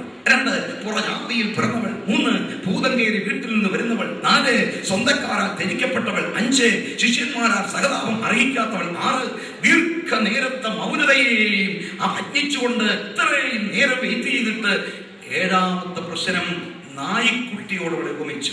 എന്നാലും അവൾ തിരിച്ചു പോയില്ല. കർത്താവേ, നായ്ക്കുട്ടികളും ഉടയവരുടെ മേശയിൽ നിന്ന് വീഴുന്ന നുറുക്കുകൾ തിന്നുന്നുണ്ടല്ലോ. ഏത് പ്രതിസന്ധിയിലും അവൻ എന്നെ കൊന്നാലും ഞാൻ അവനായി കാത്തിരിക്കുമെന്ന് പ്രതീക്ഷയുണ്ടോ? ഇന്ന് രാത്രി അനുഗ്രഹത്തിന്റെ മഴ ചിലരുടെ എന്ത് പ്രതിസന്ധി ആയാലും ഈ നിൽക്കുന്ന വ്യക്തിയിൽ നിന്ന് എനിക്കൊരു അനുഗ്രഹം കിട്ടിയേ തീരൂ. പിടിച്ചു നിൽക്കുകയാണ്. ഇനി ഈ ആളിന്റെ പുറകിൽ പോകുന്നില്ല എന്ന് തീരുമാനിക്കുന്നില്ല. നമുക്കൊരു ഗുണപാഠമാണ്. നിന്റെ പ്രാർത്ഥനയ്ക്ക് മറുപടി വേണമോ? നിസ്സാരത്തിൽ നീ പിന്തിരിഞ്ഞു പോകരുത്. പിടിച്ചു നിൽക്കൂ. ഒരു അനുഗ്രഹം. ആ ദിവ്യ പാദത്തിൽ ആശ്രയിച്ചവരാരും ആലംബഹീനരായി തീർന്നിട്ടില്ല. ആ ദിവ്യ ശക്തിക്കോ ഞാൻ ദൈവത്തെ സ്തുതിക്കുന്നു. ഇങ്ങനെ 7 വിധമായ നിഷേധാത്മകമായ പ്രശ്നങ്ങളെ അതിജീവിച്ചവൾ എന്തുകൊണ്ട് വിജയിച്ചു എന്ന് കൂടെ പറയാം. 3 കാരണങ്ങളായിരുന്നു. നമ്പർ 1, 3 പ്രാർത്ഥനയാണ് ഇവളുടെ വായിൽ നിന്ന് പുറപ്പെട്ടത്. 3 പ്രാവശ്യവും ഇവൾ യേശുവിനെ സംബോധന ചെയ്യുന്നത് കർത്താവേ എന്നായിരുന്നു. അവൾ യേശുവിനെ കർത്താവെന്ന് വായു കൊണ്ട് ഏറ്റു പറഞ്ഞതാൽ സ്വർഗം തുറന്നേ തീരുകയുള്ളൂ. ദൈവത്തിന് സ്തോത്രം. Praise the Lord. 1ാമത്തെ അപേക്ഷ, കർത്താവേ, ദാവീദ് പുത്രാ, എന്നോട് കരുണ തോന്നണമേ. മറുപടി, ഇസ്രായേൽ ഗ്രഹത്തിലെ കാണാതെ പോയ ആടുകളുടെ അടുക്കിലേക്ക് എന്നെ അയച്ചിട്ടുള്ളൂ. അപ്പോൾ 2ാം പ്രാർത്ഥന, കർത്താവേ, എന്നെ സഹായിക്കണമേ. മറുപടി, മക്കളുടെ അപ്പമെടുത്ത് നായ്ക്കുട്ടികൾക്ക് ഇട്ടുകൊടുക്കുന്നത് നന്നല്ല. ഉടനെ 3ാമത്തെ പ്രാർത്ഥന, അതേ കർത്താവേ, അതേ കർത്താവേ, നായ്ക്കുട്ടികളും ഉടയവരുടെ മേശയിൽ നിന്ന് വീഴുന്ന നുറുക്കുകളെ തിന്നുന്നുണ്ടല്ലോ. 3 പ്രാവശ്യങ്ങളുടെ അതരങ്ങൾ കൊണ്ട് തുറന്ന് യേശുവിനെ കർത്താവ് ഏറ്റു പറഞ്ഞതിനാൽ സ്വർഗത്തിന്റെ കിളിവാതിൽ തുറക്കുകയായിരുന്നു. ഒരു മനുഷ്യൻ രക്ഷിക്കപ്പെടണമെങ്കിൽ അനിവാര്യ ഘടകമാണ് റോമാലേഖനം 10:9 കാണുന്നത്. യേശുവിനെ കർത്താവെന്ന് വായ് കൊണ്ട് ഏറ്റു പറഞ്ഞ് ദൈവമനെ മരിച്ചവൻ ഉയർത്തെഴുന്നേൽപ്പിക്കുകയും ചെയ്യുമെന്ന് വിശ്വസിക്കുന്നവർ മാത്രമേ രക്ഷിക്കപ്പെടുകയുള്ളൂ. മാത്രമല്ല, ഈ ഭൂതലത്തിൽ പിറന്നിട്ടുള്ള സകല മനുഷ്യരും ഒരിക്കലല്ലെങ്കിൽ പിന്നെ മരണത്തിന് മുൻപോ പിൻപോ യേശുക്രിസ്തു കർത്താവ് ഏറ്റു പറഞ്ഞേ തീരുകയുള്ളൂ. അതാണ് ഫിലിപ്പിയർ 2:10. എല്ലാ മുട്ടും അടങ്ങും, എല്ലാ നാവും യേശുക്രിസ്തു കർത്താവ് ഏറ്റു പറയുന്ന ഒരു ദിവസം വരികയാണ്. Praise the Lord. സ്നേഹിതരെ, രാത്രി നിങ്ങൾ ഓർക്കുക, നിന്റെ മൂക്കിൽ ജീവശ്വാസം 1 പ്രാവശ്യമെങ്കിലും ഓടിയിട്ടുണ്ടെങ്കിൽ, നിന്റെ ഹാർട്ട് ഒരിക്കലെങ്കിലും ബീറ്റ് ചെയ്തിട്ടുണ്ടെങ്കിൽ, നിന്റെ കൈയുടെ പൾസ് ഒരിക്കലെങ്കിലും അടിച്ചിട്ടുണ്ടെങ്കിൽ, നിന്റെ നാവ് കൊണ്ട് യേശുവിനെ കർത്താവെന്ന് വിളിച്ചേ തീരുകയുള്ളൂ. Every knee shall bow, every tongue confess that Jesus Christ is Lord. Hallelujah. എല്ലാ മുട്ടും മടങ്ങും, എല്ലാ നാവും യേശുവിൻ കർത്താവെന്ന് ഏറ്റു പറയും. ഇവിടെ 4 കാര്യങ്ങൾ ഞാൻ പ്രസ്താവിക്കാൻ ആഗ്രഹിക്കുന്നു. 1, സ്വർഗരാജ്യം കാണണമെങ്കിൽ യേശുവിനെ കർത്താവെന്ന് ഏറ്റു പറഞ്ഞേ തീരും. 2, കാണണ്ട, നരകത്തിൽ പോയാൽ മതി എന്ന് വിചാരിച്ചാലും ഇത് പറയിപ്പിച്ച് അങ്ങോട്ട് വിടുകയുള്ളൂ. ആമേൻ. എന്നാൽ സ്വർഗരാജ്യത്തിൽ യേശുവിനെ കർത്താവെന്ന് ഏറ്റു പറഞ്ഞത് കൊണ്ട് അവരെല്ലാം സ്വർഗത്തിൽ എത്തുകയുമില്ല. യേശുവിനെ കർത്താവെന്ന് ഏറ്റു പറഞ്ഞവരെല്ലാം നരകത്തിലും എത്തുകയില്ല. അത്ര ഒരു മിസ്റ്റീരിയസ് സ്റ്റേറ്റ്മെന്റ് ആണ് ജീസസ് ക്രൈസ്റ്റ് ഈസ് ലോർഡ്. ഇനിയും അതിന്റെ വിശദീകരണം പറയാം. ഈ ലോകത്തിലെ സമസ്ത മനുഷ്യരെയും ഈ ബന്ധത്തിൽ 4 ആയി തിരിക്കാം. ഗ്രൂപ്പ് നമ്പർ 1, ജീവിതത്തിൽ ഒരിക്കലും യേശുവിനെ കർത്താവെന്ന് ഏറ്റു പറയുകയില്ല, യേശുവിന്റെ വചനങ്ങൾ അനുസരിക്കുകയില്ല. അവരെ ഞാൻ വിളിക്കുന്നു അഭക്തരായ പാപികൾ, wicked sinners. ഗ്രൂപ്പ് നമ്പർ 2, യേശുവിനെ കർത്താവേ കർത്താവേ എന്ന് ഏറ്റു പറയും, പക്ഷെ അവന്റെ വചനങ്ങൾ അനുസരിക്കുകയില്ല. അവരാണ് ഹിപ്പോക്രൈറ്റ്സ്, കപടഭക്തരായ പാപികൾ. ഇനിയും ഗ്രൂപ്പ് നമ്പർ 3, യേശുവിനെ കർത്താവെന്ന് ഏറ്റു പറയുകയില്ലെങ്കിലും വചനങ്ങൾ അനുസരിക്കും. അവരാണ് മതഭക്തരായ പാപികൾ. ഈ 3 പേർക്കും ദൈവരാജ്യം കാണുവാൻ കഴിയുന്നതല്ല. എന്നാൽ 4മതൊരു ഗ്രൂപ്പുണ്ട്. യേശുവിനെ കർത്താവ് ഏറ്റുപറയുകയും അവന്റെ വചനത്തെ അനുസരിക്കുകയും ചെയ്യുന്നവർ. അവരാണ് ദൈവരാജ്യം കാണുവാൻ പോകുന്നതെങ്കിൽ വെറും അതെ, വിളിച്ചത് കൊണ്ടല്ല. ഒരിക്കലും വിളിക്കുകയും അനുസരിക്കുമില്ല, നീ അഭക്തനാണ്. വിളിച്ചുകൊണ്ടിരിക്കും, പക്ഷെ അനുസരിക്കയില്ല, നീ കപടഭക്തനാണ്. വിളിക്കാതെ അനുസരിച്ചാൽ ഒരു മതഭക്തനാണ്. എന്നാൽ അവനെ കർത്താവെന്ന് പറയുന്നുവെങ്കിൽ നിന്റെ ജീവിതത്തിന് മുഴുവൻ കർത്തൃത്വം അവനായിരിക്കണം. നിന്റെ ശരീരത്തിന്റെ ഉത്തരവാദി അവൻ തന്നെയാണ്. അവന് പിന്നെ പാപത്തിന് കർത്തൃത്വമില്ല. തുറക്കൂ റോമാലേഖനത്തിന്റെ 6-ാം അധ്യായം 12 മുതൽ 14 വരെയുള്ള വാക്യങ്ങൾ. ആരാണ് നിന്റെ കർത്താവ്? വായിക്കൂ. Romans 6:12-14. ആകയാൽ പാപം നിങ്ങളുടെ മർത്യശരീരത്തിൽ അതിന്റെ മോഹങ്ങളെ അനുസരിക്കുമാറിഞ്ഞു വാഴരുത്. പാപം നിങ്ങളുടെ മർത്യശരീരത്തിൽ മോഹങ്ങളെ അനുസരിക്കുമാറിഞ്ഞു വാഴരുത്. പിന്നെ നിങ്ങളുടെ അവയവങ്ങളെ നീതിയുടെ ആയുധങ്ങളായി പാപത്തിന് സമർപ്പിക്കുകയും ഇനിയും അത് പാപത്തിന് സമർപ്പിക്കരുത്. പിന്നെ നിങ്ങളെ തന്നെ മരിച്ചിട്ട് ജീവിക്കുന്നവരായും നിങ്ങളുടെ അവയവങ്ങളെ നീതിയുടെ ആയുധങ്ങളായും ദൈവത്തിന് സമർപ്പിച്ചുകൊള്ളുകയും. ദൈവത്തിന് സമർപ്പിച്ചുകൊള്ളുകയും. നിങ്ങൾ ന്യായപ്രമാണത്തിനല്ല കൃപയ്ക്കത്ര അധീരരാകയാൽ പാപം നിങ്ങളിൽ കർത്തൃത്വം നടത്തുകയില്ലല്ലോ. പാപം നിങ്ങളിൽ കർത്തൃത്വം നടത്തുകയില്ലല്ലോ. യേശുവിനെ കർത്താവായി ഏറ്റുപറയുന്നുവെങ്കിൽ വളരെ നല്ല കാര്യം. പക്ഷേ നിന്റെ ശരീരത്തിന്റെ സകല അവയവങ്ങളെയും കർത്താവായ യേശുവിനെ കാണണം. ഇത് ദുർനടപ്പിനും അശുദ്ധിക്കുമുള്ളതല്ല, ദൈവത്തിന്റെ മന്ദിരമാണ്. ദൈവത്തിന് സ്തോത്രം. അല്ലെങ്കിൽ നീ ഒരു കപടഭക്തനാണ്, കപടഭക്തയാണ്. വിശ്വസിക്കുന്നുവെങ്കിൽ യേശുവിന്റെ കർത്തൃത്വം നിന്റെ മേലുണ്ടായിരിക്കണം. വിശുദ്ധ ജീവിതം. 2, അനുസരണം. അവന്റെ കൽപ്പന അനുസരിക്കണം. യേശുവേ കർത്താവേ എന്ന് വിളിച്ച് അവന്റെ വചനങ്ങളെ അനുസരിക്കാതിരുന്നാൽ നിനക്ക് ദൈവരാജ്യത്തിൽ പോകുവാൻ കഴിയും. പ്രിയപ്പെട്ടവരെ, ഈ ജലസ്നാനത്തിന്റെ പ്രാധാന്യം എന്ന് പറയുന്നത് എവിടെയാണ്? ജലത്തിനല്ല ശക്തി. സ്നാനവെള്ളത്തിനകത്ത് ഭൂതശാന്തി ഇല്ല, രോഗശാന്തി ഇല്ല, ആത്മാഭിഷേകം ഇല്ല. അത് ഓർഡിനറി വാട്ടർ, H2O. തിളപ്പിച്ചാൽ അത് എവാപറേറ്റ് ചെയ്യുന്നത്, തണുപ്പിച്ചാൽ ഐസാകുന്നത്. വെള്ളത്തിനല്ല ശക്തി, തോടിനല്ല ശക്തി, ആറിനല്ല ശക്തി. പിന്നെയോ അതിന്റെ പിന്നിലെ കൽപ്പനയ്ക്കാണ് ശക്തി. കൽപ്പിച്ചവന്റെ ശക്തിയാണ് കൽപ്പനയുടെ ശക്തി. ദൈവത്തിന്റെ സ്തോത്രം. എന്ന് പറഞ്ഞാൽ കമാൻഡ് പറഞ്ഞാൽ മാർച്ചിനെയും ഇല്ലെങ്കിലോ എന്നൊരു ചോദ്യമില്ല. കാരണം എന്ത്? പടയാളികളുടെ മേൽ അധികാരം അതിന്റെ കമാൻഡറിനാണ്. രോഗിയുടെ മേൽ അധികാരം അവന്റെ വൈദ്യനാണ്. യാത്രക്കാരന്റെ മേൽ അധികാരം ബസിന്റെ അതേ ജീവനക്കാരനാണ്.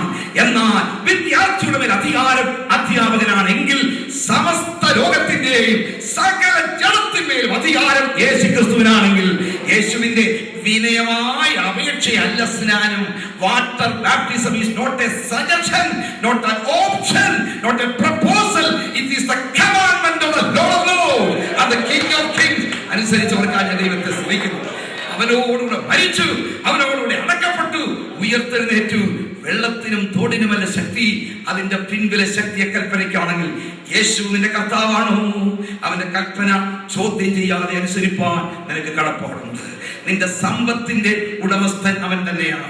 കർത്താവിന് സ്തോത്രം. ദിനവൃത്താന്തങ്ങളുടെ 1-ാം പുസ്തകം 29:14 ദൈവവേലയ്ക്ക് വേണ്ടി കൈ തുറന്ന് ഒരു സ്തോത്ര കാഴ്ച കൊടുത്താൽ, ദശാംശം കൊടുത്താൽ, അതിന്റെ പിന്നിൽ നിന്റെ മനോഭാവം എന്തായിരിക്കണം? 1 Chronicles 29:40. എന്നാൽ ഞങ്ങൾ ഇങ്ങനെ ഇത്ര മനഃപൂർവ്വമായി ദാനം ചെയ്യേണ്ടതിന് പ്രാപ്തരാകുവാൻ ഞാൻ ആരെ? എന്റെ ജനം എന്തുള്ളൂ? സകലവും നിങ്ങൾ നിന്ന് വരുന്നത്. സകലം നിങ്ങൾ നിന്നല്ലോ വരുന്നത്. ഈ ചിന്ത ദൈവവൈദ്യരെ നിന്റെ അകത്ത് നീ അതെ ഭരിക്കുന്നുണ്ടോ? ഞാൻ അധ്വാനിച്ചു, ഞാൻ പഠിച്ചു, ഞാൻ പരീക്ഷ എഴുതി, ഞാൻ ഇന്റർവ്യൂവിന് ഫസ്റ്റായി. ഓർക്കണം, നിന്റെ കൂടെ കളിച്ചു നടന്നവർ, നിന്റെ കൂടെ ഒരു ബെഞ്ചിൽ നിന്ന് പഠിച്ചവർ, അനേകർ തെരുവിലായപ്പോൾ, അനേകർ ഇന്നും നാട് വിടാതെ അത് ഇരിക്കുമ്പോൾ, ആകാശത്തെ പ്ലെയിനിനകം എങ്ങനെയുണ്ടെന്ന് കാണാൻ കൊതിക്കുമ്പോൾ നിന്നെ ഇവിടെ എത്തിച്ചത് നിന്റെ ചുണയല്ല, ദൈവത്തിന്റെ കൃപയാണ്. അനേകർ പോയി ഇന്റർവ്യൂവിൽ പരാജയപ്പെട്ടപ്പോൾ നീ ജയിച്ചത് നിന്റെ മിടുക്കല്ല, ദൈവത്തിന്റെ കൃപയാണ്. നീ ഒപ്പിട്ട് വാങ്ങിക്കുന്ന ശമ്പളം നിന്റെ കഴിവല്ല, അത്യുന്നതന്റെ കയ്യിൽ നിന്റെ കയ്യിൽ കിട്ടിയതാണെങ്കിൽ സകലവും നിങ്ങൾ നിന്നല്ലോ വരുന്നത്. പിന്നെ നിന്റെ കയ്യിൽ നിന്ന് വാങ്ങി, മാനേജ്മെന്റിന്റെ ഓഫീസറുടെ കയ്യിൽ നിന്നല്ല, നിന്റെ കയ്യിൽ നിന്ന് ഞാൻ വാങ്ങി. ഞങ്ങൾ നിനക്ക് നിനക്ക് തന്നതേ ഉള്ളൂ. ആ മനോഭാവമുള്ള ദൈവമക്കൾ കരങ്ങളിൽ ഉയർത്തി സ്തോത്രം ചെയ്യട്ടെ. കൈകൾ തുറന്ന്, പേഴ്സുകൾ തുറന്ന്, ഹൃദയം തുറന്ന് നിർലോഭമായി കൊടുക്കുന്നെങ്കിൽ അമർത്തി കുലുക്കി കവിയുന്ന നല്ല അളവ് നിനക്ക് തരും. നിന്റെ സമ്പത്തിന്റെ ഉടമസ്ഥൻ നീയല്ല, അത് നിന്റെ ദൈവമാണ്. എങ്കിൽ യേശു നിന്റെ കർത്താവാണോ? നിന്റെ ശരീരത്തിന്റെ ഉടമസ്ഥൻ ദൈവം, നിന്റെ ജീവിതത്തിന്റെ തീരുമാനത്തിന്റെ ഉടമസ്ഥൻ, അതിന്റെ കർത്തൃത്വം ദൈവത്തിന്. നിന്റെ സമ്പത്തിന്റെ കർത്തൃത്വം ദൈവത്തിന് അല്ല എങ്കിൽ അതരചർവണം കൊണ്ട് പ്രയോജനമില്ല. യേശുവിനെ കർത്താവേ എന്നവൾ വിളിച്ചു. ഇനിയും രണ്ടാമത്തെ കാരണം യേശുവിന്റെ കർത്തൃത്വം. നമ്പർ 1 her confession, ഏറ്റുപറച്ചിൽ. Number 2 her humility. കർത്താവേ, അതേ കർത്താവേ, നായ്ക്കുട്ടികളും ഉടയവരുടെ മേശയിൽ നിന്ന് വീഴുന്ന നുറുക്കുകൾ തിന്നുന്നുണ്ടല്ലോ. ഞാൻ ഒരു നായ്ക്കുട്ടി തന്നെയാണ്, പക്ഷേ ഒരു വലിയ നായല്ല, ബിഗ് ഡോഗ് അല്ല. അതിന് സ്ട്രീറ്റിൽ കൂടെ പറന്ന് അതേ ഓടി നടന്ന് അനേക ആഹാരങ്ങൾ കിട്ടും. പക്ഷെ നായ്ക്കുട്ടിയാണെങ്കിൽ യജമാനന്റെ മേശയിൽ നിന്ന് വീഴുന്നതേ തിന്നാൻ പറ്റുകയുള്ളൂ. അതുകൊണ്ട് ഞാൻ ബിഗ് ഡോഗ് അല്ല, ഒരു സ്മോൾ ഡോഗാണ്. ഒരു സ്മോൾ ഡോഗാണല്ലോ ഞാൻ. ചെറിയ മാത്രമല്ല, കണ്ടവരെയൊക്കെ കടിച്ച് ശല്യമുണ്ടാക്കി പേരിളക്കി വിടുന്ന ഒരു പേപ്പട്ടിയല്ലോ ഞാൻ, അല്ലേ?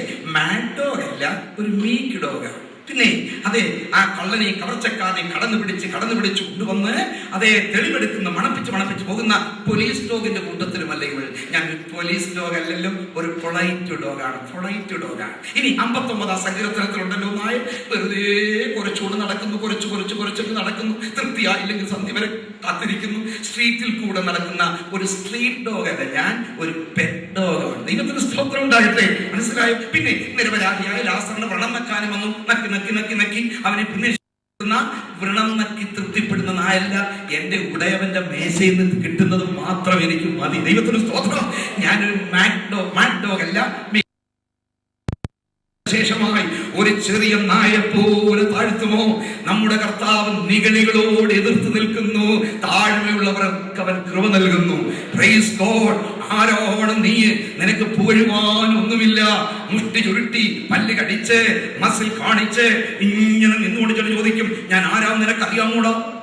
അറിയാം. 103 സംഘത്തിലുണ്ട്. മനുഷ്യന്റെ ആയുസ് എന്തോ പോലെ ആയിരുന്നു. കുറച്ച് പറഞ്ഞു. ഡൽഹിയിൽ ഞങ്ങൾക്ക് ഒരു അപ്പച്ചനുണ്ടായിരുന്നു, MK ചാർപ്പച്ചൻ അപ്പച്ചൻ. അദ്ദേഹം ചിലപ്പോൾ പറയും, നമ്മുടെ പ്രധാനമന്ത്രി ഒരു വലിയ പുല്ല്, നീ ഒരു കൊച്ചു പുല്ല്. MA പുല്ല്, BA പുല്ല്, PhD പുല്ല്, IAS പുല്ല്, സകല ജഡവും പുല്ല് എന്ന് പറയുമ്പോൾ നാളെ ആരെയും കയറി പുല്ലെന്ന് വിളിക്കണ്ടേ? പിന്നെ നിനക്ക് തന്നെ തോന്നണം, ഞാൻ ഒന്നുമില്ല. ഓമേ, നീ തോട്ടത്തിലെ പൂവല്ല, വയലിലെ പൂവാ. കൊടുങ്കാറ്റ് വേണ്ട, പെരുങ്കാറ്റ് വേണ്ട, ചുഴലിക്കാറ്റ് വേണ്ട, ഈശാനമൂലൻ കാറ്റ് വേണ്ട. ഒരു നിസ്സാര കാറ്റിനാൽ നിന്റെ ശബ്ദം അടയുമെങ്കിൽ, നിന്റെ ജീവിതം അവസാനിക്കുമെങ്കിൽ ദൈവസന്നിധിയിൽ പുകഴുവാൻ നമുക്കൊന്നുമില്ല. ഒരു നായ്ക്കുട്ടിയെ പോലെ താഴ്ത്താൻ നിനക്ക് മനസ്സുണ്ടോ? ദൈവത്തിന് സ്തോത്രം. സാധാരണ കമ്പനികളിൽ, ഓഫീസുകളിൽ, ഫാക്ടറികളിൽ അഡ്മിഷനും പ്രൊമോഷനും കൊടുക്കുന്നത് ക്വാളിഫിക്കേഷന്റെ സർട്ടിഫിക്കറ്റ് കൊടുക്കുമ്പോഴാണ്.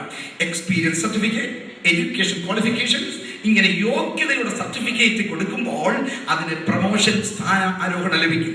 എന്നാൽ ഒറ്റ സ്ഥാപനമേ ഉള്ളൂ, അയോഗ്യതകൾ കൊണ്ടുവന്നാൽ പരിഗണിക്കുന്ന കമ്പനി. അവിടെയാണ് ഇന്ന് രാത്രി നീ വന്നു ചേർന്നിരിക്കുന്നത്. നമ്മുടെ അരുമനാഥന്റെ പാദവികളും. ആര് വ്യക്തികളെ ഞാൻ കൊണ്ടുവരാം? നമ്പർ 1 യോഹന്നാൻ സ്നാപകൻ. എന്നിലും ബലമേറിയവൻ എന്റെ പിന്നാലെ വരുന്നു, അവന്റെ ചെറുപ്പിന്റെ വാറ് കുനിഞ്ഞഴിപ്പാൻ ഞാൻ യോഗ്യനല്ല. അവനാണ് സ്ത്രീകളിൽ ജനിച്ചവരിൽ ഏറ്റവും വലിയവനായി പോയത്. നമ്പർ 2 ശതാധിപൻ. കർത്താവേ, നീ എന്റെ പുരയ്ക്കകത്ത് വരുവാൻ ഞാൻ യോഗ്യനല്ല. അത് പറഞ്ഞപ്പോഴാണ് ബാല്യക്കാരന് സൗഖ്യം ലഭിച്ചത്. നമ്പർ 3 മുടിയനായ പുത്രൻ. അപ്പാ, ഞാൻ സ്വർഗത്തോടും നിന്നോടും പാപം ചെയ്തു പോയി, ഇനി നിന്റെ മകൻ എന്ന് വിളിക്കപ്പെടുവാൻ ഞാൻ യോഗ്യനല്ല. ഉടനെ മേൽത്തരമായ അങ്കി, മുഖത്ത് ചുമ്മനം, കാലെ ചെരുപ്പ്, കയ്യെ മോതിരം. 4 പൗലോസ്, ഞാൻ ദൈവസഭയെ ഉപദ്രവിച്ചതിനാൽ അപ്പോസ്തലൻ എന്ന പേരിന് യോഗ്യനല്ല. അവനാണ് 3-ാം സ്വർഗം വരെ എടുക്കപ്പെട്ട അപ്പോസ്തലനെങ്കിൽ അയോഗ്യത സമ്മതിക്കുന്നവരെ ഇന്ന് രാത്രി ദൈവം തന്റെ കലവറ തുറന്ന് അനുഗ്രഹിക്കാൻ പോവുകയാണ്. ആമേൻ. നിന്റെ ശമ്പളത്തിന്റെ കൊഴുപ്പോ, നിന്റെ പാരമ്പര്യത്തിന്റെ പൊങ്ങച്ചമോ, നിന്റെ വിദ്യാഭ്യാസമോ മിടുക്കോ നീ മാറ്റിവെച്ച് ഒരു കുഞ്ഞിനെ പോലെ, ഒരു നായ്ക്കുട്ടിയെ പോലെ നക്കി കുടിക്കും പോലെ കുടിക്കാൻ താണവരെ അനുഗ്രഹിച്ച ദൈവം നിന്നെ തന്നെ നീ താഴ്ത്തുമെങ്കിൽ ഇന്ന് രാത്രി വലിയ അനുഗ്രഹത്തോടെ നിനക്ക് പോകുവാൻ കഴിയും. അതേ കർത്താവേ, നായ്ക്കുട്ടികളും ഉടയവന്റെ മേശയിൽ നിന്ന് വീഴുന്ന നുറുക്കുകളെ തിന്നുന്നുണ്ടല്ലോ. അവൾ തരണം ചെയ്ത് 7 പ്രശ്നമെങ്കിൽ അവളെ വിജയിപ്പിച്ചത് 3 കാര്യങ്ങളാണ്. നമ്പർ 1, her confession, ഏറ്റുപറച്ചിൽ, യേശുവിനെ കർത്താവ് ഏറ്റുപറഞ്ഞു. നമ്പർ 2, her humility, അവളുടെ താഴ്മ, നായ്ക്കുട്ടിയാണ് സമ്മതിച്ചു. നമ്പർ 3, her faith, അവളുടെ വിശ്വാസം. പ്രിയ കർത്താവേ, ഞാൻ നായ്ക്കുട്ടിയാണെന്ന് സമ്മതിക്കും. ഇവിടെ നിൽക്കുന്ന ആട്ടിൻകുട്ടികളാണ്. ഇസ്രായേൽ ഗൃഹത്തിലെ കാണാതെ പോയ ആടുകളുടെ അടുക്കൽ വന്ന നിന്റെ മിഷന് ഞാൻ എതിരല്ല. ഇത്രയും ആട്ടിൻകുട്ടികൾക്കിടയിൽ ഒരു നായ്ക്കുട്ടി മാത്രം വന്നിരിക്കുന്നു. എന്നാൽ ഒരു കാര്യം, നീ കൊണ്ടുവന്ന ആഹാര പദാർത്ഥങ്ങൾ നിന്റെ ആട്ടിൻകൂട്ടത്തിൽ തന്നെ കൊടുത്തുകൊള്ളൂ. ഞാനതിന് വിഘാതം നിൽക്കുന്നില്ല. ഞാനോ ജീവിതകാലം മുഴുവൻ കഴിക്കാനുള്ള ആഹാരത്തിന് വന്നതല്ല. ഒരു വർഷത്തെ ആഹാരം ഞാൻ ചോദിച്ചില്ല, ഒരു മാസത്തെ ആഹാരം ഞാൻ ചോദിച്ചില്ല, ഒരാഴ്ചത്തെ ആഹാരം ചോദിച്ചില്ല, ഒരു ദിവസത്തെ ആഹാരം ഞാൻ ചോദിച്ചില്ല. Breakfast, dinner, lunch 3 ഉണ്ടൽ. അതിൽ 3 നേരത്തെ ആഹാരം ചോദിച്ചില്ല, ഒരു നേരത്തെ ആഹാരം. അതെത്ര ആയിരിക്കാം?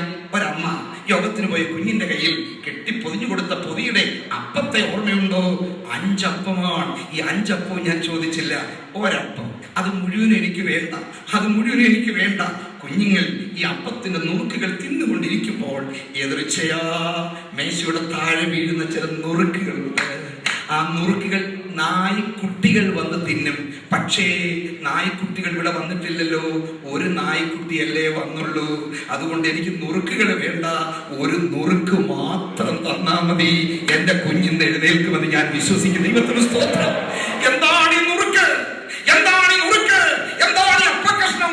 ഉടയവന്റെ വായിൽ നിന്ന് വീഴുന്ന വിലയേറിയ വചനങ്ങളാണ്. അതാണ് അപ്പമെങ്കിൽ നുറുക്കോ ആ വചനങ്ങളിൽ ഒരു വാക്ക് മാത്രം മതി. എന്റെ കുഞ്ഞിന്ന് എഴുന്നേൽക്കാൻ പോവുകയാണ്, എന്റെ കുഞ്ഞിന്ന് എഴുന്നേൽക്കാൻ പോവുകയാണ്. Praise the Lord. ഒരു വാക്ക്, ഒരു കഷണം അപ്പം ഇന്ന് രാത്രി എത്ര പേര് കാക്ഷിക്കും? അരുമനാഥ, 9 പരം മാസങ്ങൾക്ക് പരം ഞാൻ എന്റെ ഉദരത്തിൽ ചുമന്ന് ഗർഭാശയത്തിൽ ഒതുക്കി അതിവേദനയോടെ ഞാൻ പ്രസവിച്ച എന്റെ ഓമന മകൾ മുത്തം ചെയ്ത് ഉമ്മ വെച്ച് താരാട്ട് പാടി ഉറക്കി കട്ടിലിട്ട് ആട്ടി. പിന്നെയും കൈ വളരുന്നു, കാല് വളരുന്നു എന്ന് നോക്കി വളരെ പ്രതീക്ഷയോടെ ഞാൻ വളർത്തി എന്റെ മകൾ, എന്റെ ഓമന മകൾ ശൈശവം കഴിഞ്ഞു, ബാല്യത്തിലേക്ക് വന്നു. യൗവനാരംഭത്തിൽ തന്നെ അവളെ എന്റെ കയ്യിൽ നിന്ന് സാത്താൻ തട്ടിപ്പറിച്ചു കൊണ്ടുപോയി. ഞാൻ എത്ര പിടിച്ചിട്ടും അത് വരുന്നില്ല. മന്ത്രവാദങ്ങളും ക്ഷുദ്ര പ്രയോഗങ്ങൾക്കും പ്രയോജനമില്ല. ഇനി ഒറ്റ വഴിയേ ഉള്ളൂ. എനിക്ക് എന്റെ കുഞ്ഞിന് വിളയിൽ ഒരു കഷണം അപ്പം തന്നാ മതി. എന്റെ കുഞ്ഞിന്ന് എഴുന്നേൽക്കാൻ പോവുകയാണ്. തലമുറയെ കുറിച്ച് ഭാരപ്പെടുന്ന പിതാവേ, മാതാവേ, അരിമനാഥൻ ഇന്ന് രാത്രിയോട് വന്നിട്ടുണ്ട്. ദൈവത്തിന് സ്തോത്രമുണ്ടാകട്ടെ. അയ്യോ സ്ത്രീയെ, നിന്റെ വിശ്വാസം വലിയത്. ദൈവത്തിന് സ്തോത്രം. Praise the Lord. ആ സംഭവത്തിൽ കുറഞ്ഞ പക്ഷം 12 അപ്പോസ്തലന്മാരെ കാണും. 13ാമത് യേശു, 14 ഈ സ്ത്രീ, 5 ആരോഗ്യയായി ഭൂതബാധയുള്ള മകൾ. 15 കഥാപാത്രങ്ങളിൽ ആ കുഞ്ഞിനെ കാണണമെന്ന് ഇന്ന് രാത്രി ആരെങ്കിലും ആഗ്രഹിക്കുന്നുണ്ടോ? യോഗത്തിലില്ല, അവൾ നിത്യതയിൽ കഴിഞ്ഞു. ആ അമ്മച്ചിയെ കാണണമെന്ന് ആഗ്രഹിക്കുന്നുണ്ടോ? അവൾ ഈ യോഗത്തിലില്ല, അവൾ തിരശ്ശീലയ്ക്കപ്പുറത്തേക്ക് മറഞ്ഞു കഴിഞ്ഞു. 12 ശിഷ്യന്മാരെ, അപ്പോസ്തലന്മാരെ കാണണമെന്ന് ആഗ്രഹമുണ്ടോ? ഇപ്പോൾ കാണാൻ പറ്റില്ല. 11 പേരും പർദീസയിൽ, ഒരുവൻ പാതാളത്തിലെത്തി. ആമേൻ. ആ 14 പേരും ഇന്ന് രാത്രി ഇവിടെ ഇല്ലെങ്കിലും നമ്മുടെ വാഴ്ത്തപ്പെട്ട കർത്താവ് മാത്രം ഇന്ന് യോഗത്തിൽ വന്നു ചേർന്നിട്ടുണ്ട്. അവനെ ആ സാന്നിധ്യം അനുഭവിക്കുന്നവരുടെ കരങ്ങൾ ഉയർത്തി ഒരു സ്തോത്രം ചെയ്യാം. ആമേൻ, ആമേൻ. എത്ര അവൻ വിളിച്ചിട്ടും വരാതെ ദോഷം വിട്ടകലാതെ പോകുന്ന കുഞ്ഞുങ്ങളെ ചൊല്ലി ഭാരപ്പെടുന്ന പിതാവേ, ഭാരപ്പെടുന്ന മാതാവേ, ക്ഷുദ്രപ്രയോഗവും മന്ത്രവാദവും ലോകത്തിലെ മറ്റൊന്നും, ലോകത്തിൽ ഒരു മരുന്നും അവരെ മടക്കി വരുത്താൻ കഴിയയില്ലെങ്കിൽ നീ സേവിക്കുന്ന നിന്റെ കർത്താവിൽ ഒരു വാക്ക് കേട്ടാൽ മതി. ഇന്ന് രാത്രി നിന്റെ കുഞ്ഞിന് സുബോധം വരും. ദൈവത്തിന് സ്തോത്രം ഉണ്ടാകട്ടെ. Praise the Lord. സ്ത്രീയെ, നിന്റെ വിശ്വാസം വലിയത്, നിന്റെ ഇഷ്ടം പോലെ നിനക്ക് ഭവിക്കട്ടെ. ആ വാക്ക് കേട്ട ഉടനെ ഒരു സംശയമില്ലാതെ അവൾ തിരിച്ചു ചെന്നു. രോഗം സുഖമായി. ദൈവത്തിന് സ്തോത്രം. ആമേൻ. വളരെ സൗഖ്യമായി. മമ്മി, എനിക്കും നാളെ സ്കൂളിൽ പോകണം. തലയിൽ പുരട്ടാൻ എണ്ണ വേണം, കുളിക്കാൻ സോപ്പ് വേണം, മാറുവാൻ വസ്ത്രം വേണം. മകളെ, എന്ത് സംഭവിച്ചു? അല്പസമയത്തിന് മുമ്പ് ഒരു ദുഷ്ടശക്തി എന്നെ ഓടുന്നത് ഞാൻ കണ്ടു മമ്മി. എപ്പോൾ ഈ അപ്പക്കഷ്ണം അവിടെ നിന്ന് വീണപ്പോൾ, അധികാരത്തിന്റെ ശക്തിയുടെ അപ്പക്കഷ്ണമായി നമ്മളുടെ കണ്ണുകൊണ്ട് കാണുവാൻ കഴിയാത്ത ഒരുവൻ നിന്റെ അടുക്കൽ ഇന്ന് രാത്രി വന്നിരിക്കുന്നു. പ്രിയ സഹോദര, സഹോദരി, ആ അരിമനാഥന്റെ വസ്ത്രത്തിന്റെ ഒരു തൊങ്ങലിന് ശക്തി ഉണ്ടെങ്കിൽ, അവന്റെ തുപ്പലിന് ശക്തി ഉണ്ടെങ്കിൽ, അവന്റെ മൂക്കിലെ ശ്വാസത്തിൽ പരിശുദ്ധാത്മാവിന് വ്യാപാരം ഉണ്ടെങ്കിൽ, അവന്റെ വാക്കിന് ഇന്ന് രാത്രി ശക്തിയുണ്ട്. വിശ്വസിക്കുന്നവർ ദൈവത്തിന് സ്തോത്രം ചെയ്യട്ടെ. നിന്റെ ഇഷ്ടം പോലെ നിനക്ക് ഭവിക്കട്ടെ. ആ പദത്തിനും പ്രാധാന്യമുണ്ട്. ഓർക്കുക, അല്പനാളുകൾ കഴിഞ്ഞപ്പോൾ ഗെത്സമനായുടെ തോട്ടത്തിൽ സമസ്ത ലോകത്തിന്റെ പാപം നിറഞ്ഞ കാണിക്കുന്ന പാനപാത്രം, ശിക്ഷയുടെ പാനപാത്രം തന്റെ അടുക്കലേക്ക് ഇറങ്ങി വരുന്നു. അപ്പോൾ പറയുന്നു, പിതാവേ, ഞാൻ കുടിക്കാതെ ഇത് നീങ്ങിപ്പോകില്ല എങ്കിൽ എന്റെ ഇഷ്ടമല്ല നിന്റെ ഇഷ്ടം നടക്കട്ടെ. സ്വർഗസ്ഥനായ പിതാവിനോട് പറഞ്ഞ വാചകമാണ്, അങ്ങയുടെ ഇഷ്ടം നടക്കട്ടെ എന്ന്. പിതാവിനോട് പറഞ്ഞവൻ തന്നിൽ വിശ്വാസം അർപ്പിച്ച സ്ത്രീയോട് പറയുന്നു, നിന്റെ ഇഷ്ടം നടക്കട്ടെ. ഇവനാണ് സാക്ഷാൽ മധ്യസ്ഥൻ. ദൈവത്തിന് സ്തോത്രം. Praise the Lord. നിന്റെ ശരീരത്തിൽ ഇന്ന് രാത്രി സ്പർശനം ആവശ്യമെങ്കിൽ, നീ ദീർഘനാളുകളായി പ്രാർത്ഥിക്കുന്ന വിഷയത്തിന് മറുപടി കിട്ടുന്നില്ല എങ്കിൽ, വിശ്വാസത്തോട് നമുക്ക് എഴുന്നേറ്റ് നിൽക്കാം. എഴുന്നേറ്റ് നിൽക്കും എല്ലാവരും തങ്ങളുടെ കരങ്ങൾ സ്വർഗത്തിലേക്ക് ഉയർത്തിക്കൊണ്ട് നമുക്ക് ഇന്ന് രാത്രി ദൈവത്തോട് പ്രാർത്ഥിക്കാം. അന്ധകാരത്തിന്റെ അധിപതി നിന്റെ ഭർത്താവിനെയോ നിന്റെ ഭാര്യയെയോ നിന്റെ മക്കളെയോ മരുമക്കളെയോ ബന്ധിച്ചിട്ടുണ്ടെങ്കിൽ കണ്ണുകൾ അടയ്ക്കൂ, കരങ്ങൾ സ്വർഗത്തിലേക്ക് നീട്ടൂ.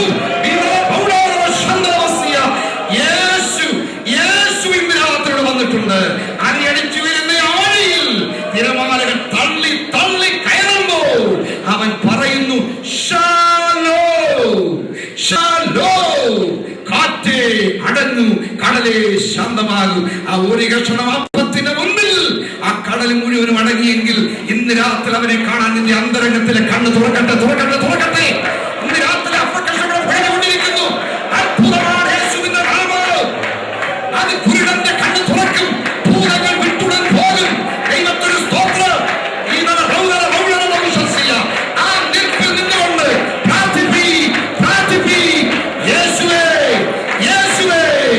ഇന്ന് രാത്രി പ്രാർത്ഥന ആവശ്യമുള്ളവർ മാത്രം ആ കരങ്ങൾ ഉയർത്തിപ്പിടിച്ചു നിൽക്കാം. കർത്താവ് നിന്നെ തൊടുമെന്ന് വിശ്വസിക്കുന്നുവെങ്കിൽ ആ കരങ്ങൾ ഉയർന്നിക്കട്ടെ. ഇന്ന് രാത്രി ഒരു കഷണം നിന്റെ കുഞ്ഞിന് വേണ്ടി, നിന്റെ ജോലിക്ക് വേണ്ടി എത്ര പേർ ആഗ്രഹിക്കുന്നു? പൂർണ്ണമായ യേശുവിന്റെ കർത്തൃത്വം ഏറ്റെടുക്കുമോ? യേശുവിന്റെ കർത്തൃത്വം ഏറ്റെടുക്കുമോ? ഒരു നായ്ക്കുട്ടിയെ പോലെ താഴ്ത്തുമോ? പൂർണ്ണ വിശ്വാസം അർപ്പിക്കുന്നതിൽ പ്രാർത്ഥിക്കാൻ പോകുകയാണ്. ഞങ്ങളുടെ സ്വർഗസ്ഥനായ പിതാവേ, അവിടുത്തെ ഓമന പുത്രന്റെ വിലയേറിയ നാമത്തിൽ ഇന്ന് രാത്രി ഈ ജനത്തെ നിന്റെ കരങ്ങളിൽ വെക്കുന്നു. ഉയർത്തപ്പെട്ട കരങ്ങളിൽ അവിടുത്തെ ശക്തി ഇപ്പോൾ വ്യാപിക്കട്ടെ. ശിരസ് മുതൽ പാദം വരെ തരട്ടെ. In the name of Jesus. യേശുവിന്റെ നാമത്തിൽ വിടുതൽ, വിമോചനം, രോഗശാന്തി, ശത്രുവിന്റെ മേൽ വിജയം നേടി യേശുവേ. നിന്റെ ജനത്തോട് ഇന്ന് രാത്രി ഹൃദയമായി സംസാരിക്കാൻ നിനക്ക് സ്തോത്രം ചെയ്യും. ദൈവശക്തി കരങ്ങളിൽ വ്യാപരിക്കട്ടെ, ദൈവകൃപ വ്യാപരിക്കട്ടെ. കർത്താവേ, പ്രാർത്ഥന കേട്ടതിനാൽ സ്തോത്രം. വിശ്വാസം പോലെ ഭവിച്ചിരിക്കുക. ഞങ്ങൾ ഇന്ന് രാത്രി നിന്നെ സ്തുതിക്കും യേശുവിന്റെ നാമത്തിൽ തന്നെ.